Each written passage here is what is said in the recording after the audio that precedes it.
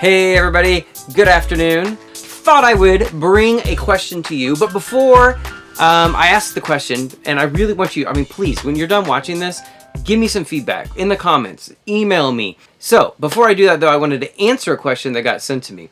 And it's one that I thought would come in, and I was actually pretty pumped that I was going to get some feedback. Why in the world is an art channel filming an episode about Elon Musk? And that is a great question, and one that I would love to answer. So it really has to deal with two things, and it'll bring me back to the question I have for you. So one of the many things I'm trying to do, besides just explore creativity and innovation around the world, I love culture, I love arts, I love innovators, I love designers, all of it.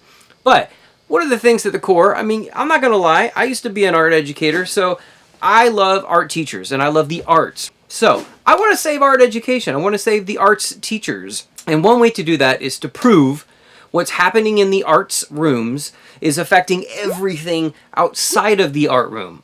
So let me explain. And it kind of gets back to why I decided to start doing some episodes on innovators. I recently was at this awesome art, it was an art competition.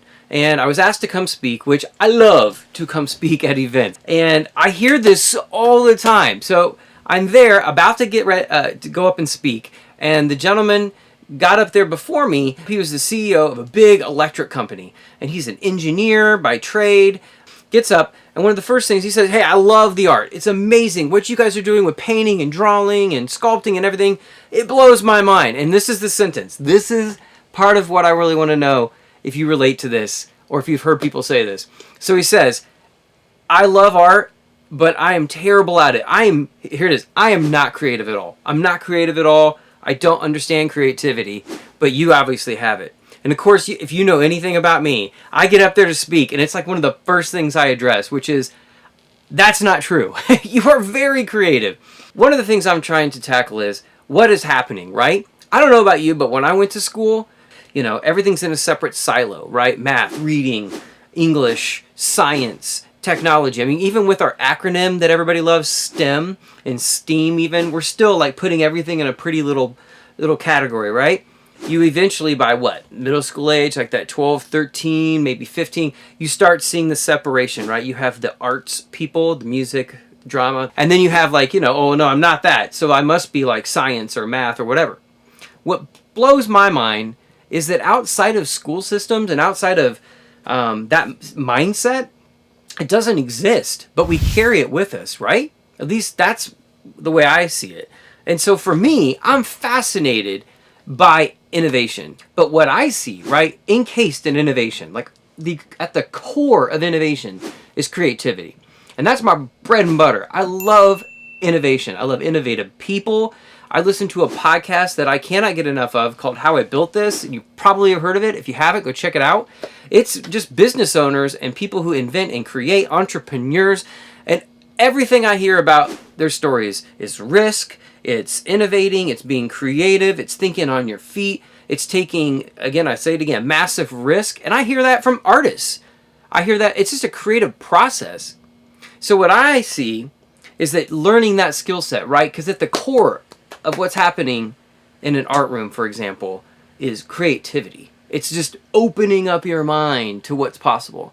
I love jazz music, for example. My brother's a jazz musician, and we talk a lot about that process of jazz. And it's learning these skill sets, but then learning how to release from them and innovate and create and make something completely new. My point is, the reason why I dove into Elon Musk to start, right, because I really want to make more of these, is because what he's doing, the companies that he started or that he has invested in and now has taken over, they are affecting everything around us, right? If you haven't heard of Tesla worldwide, that's pretty crazy, right? And what he is doing with SpaceX, the Hyperloop, I didn't even get into the episode about Solar City. It's just enormous, the effect of what his innovative ideas have. That's what I see people and companies wanting. Innovation, right? I go to a company and the very first thing they want is, we really want more innovative people. And I say, well, what you're saying is you want creative people. And so creative people, right? They want to take something that maybe exists and make it even better. Or maybe they learn coding and turn it into something different. So point is, and my question to you is, innovation seems to be tied to creativity. They seem to be one and the same. I mean, have you experienced that? That's my question, I guess. I want to tell you real quick, though, one of my favorite former students. She was an amazing artist. Did not become an artist. Guess what she became? A biomedical engineer. So she's taking her skill set, which she clearly has with being creative, and she's creating and innovating like cures for diseases. That's awesome.